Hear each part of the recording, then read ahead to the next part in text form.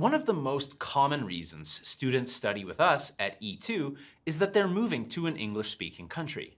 They might be heading to the UK, Canada, or Australia, and a lot of times they want to get jobs. So in this video, I'm going to show you how you can write a resume that you can use to apply for any type of job.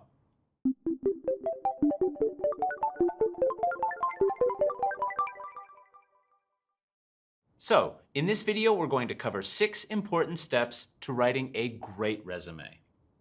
First, we review the organization or order of the resume. Then, we focus on accomplishments. After that, we highlight relevant experience. Then, we include unpaid experience. Next, we need to know our employer. And finally, we check for grammatical errors and typos. Don't worry if you can't remember all of that. We're going to look at each step in much more detail. But before we do, feel free to download a sample resume from the description of this video. This resume incorporates the 6 steps that we're going to look at in this video. You might find it helpful to look at when you're writing your CV. Let's look at the first step to writing a great resume: organizing the order of your resume. Your resume might look like this.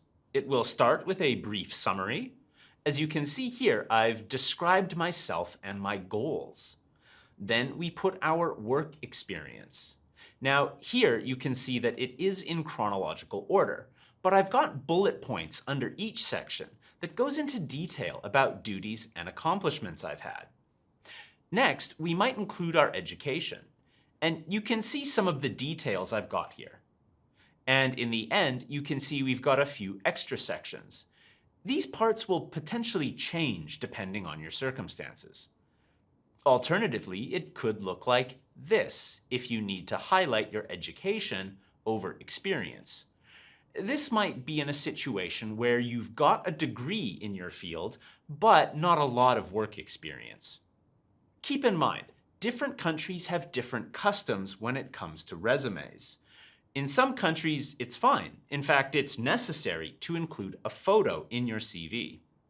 But in many countries, like Canada or Australia, unless you are asked to do so, you generally don't put a photo on a resume. There are similar rules for whether or not to include if you're married. Whatever country you're in, it's best to do a bit of research first.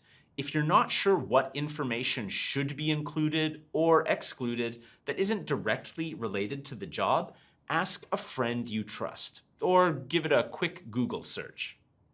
Step number 2, focus on accomplishments over duties. Now, you can see in the sample CV that we've got in our work experience, we have some bullet points. The recruiter might only look quickly at the CV. You want these bullet points to show the most important information first. Now, if you're, say, a senior programmer or an experienced professional, you'll definitely want to show what specific things you achieved. Did you help the company increase reach, sales, or customer satisfaction? You want to show that. But if you're looking for work in a restaurant or other entry-level positions, you're probably not going to have that kind of experience or a need to show it. In that case, showing your duties and responsibilities might create a better picture. Step 3, be sure to highlight relevant experiences. This one is key. Now, let's say you're applying for a job that requires you to have a range of skills that don't always go together. You could do something like this. Add a section to the top of your resume that shows this range of skills and some of your accomplishments.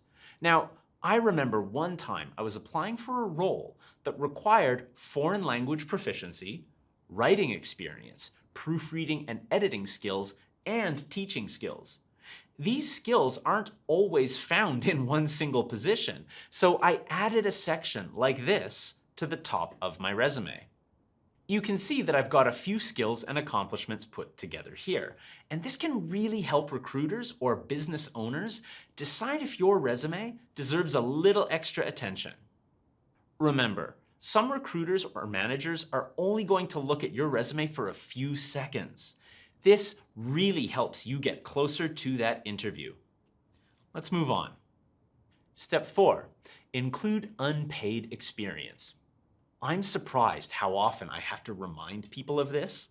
One of the questions I always ask students is about volunteer experience. A lot of people have experience tutoring or coaching that they forget to include or that they don't think is important. One student I had years ago wanted to volunteer at the Olympics, and I pressed him for information about this experience or volunteer work, and finally managed to find out that he had been a swimming instructor at his local community center for years. After some persuasion, he added it to his resume. And after the interview, and after getting the position, he told me that the interviewer actually circled the experience while reviewing his resume during the interview. So remember, don't forget to include relevant unpaid experience. Next step, number 5, know the employer. This step will help you with step 3. If you know a few things about the place you want to work, you can make your CV stand out a little bit more. What is it about that company? What have they done that you think is interesting or important? Is there anything you can modify in your CV to show that you are interested in that? Make sure that the recruiter or business owner knows that you have a specific interest in the job with them and not with other places. If you are applying at a few different companies, make sure each resume matches the specific place, not just the type of job you're looking for. You should not be giving the exact same CV to 3 different companies. Here's the last step. Number 6, check for typos and grammatical errors. Obvious one, I know. But you'd be surprised how many typos and grammar mistakes end up in a resume. Whether you're a native speaker or not, this happens a lot.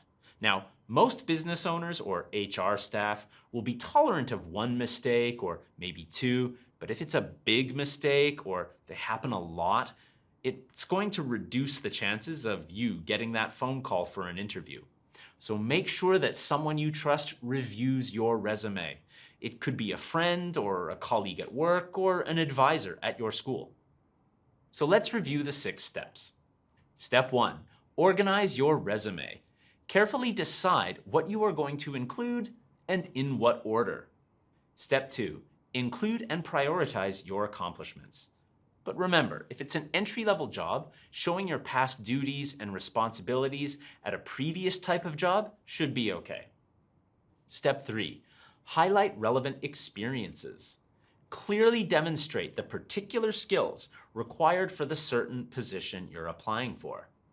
Step 4, include unpaid experience. This could be previous volunteer work. Don't forget to include it. Step 5, know the employer. If your CV looks like it could be given to 3 different companies in a similar industry, it won't stand out. Finally, step 6, check for typos and grammatical errors. And that's it. Keep in mind that wherever you go in the world, there may be different cultural practices that you need to be aware of and different ways of applying for jobs.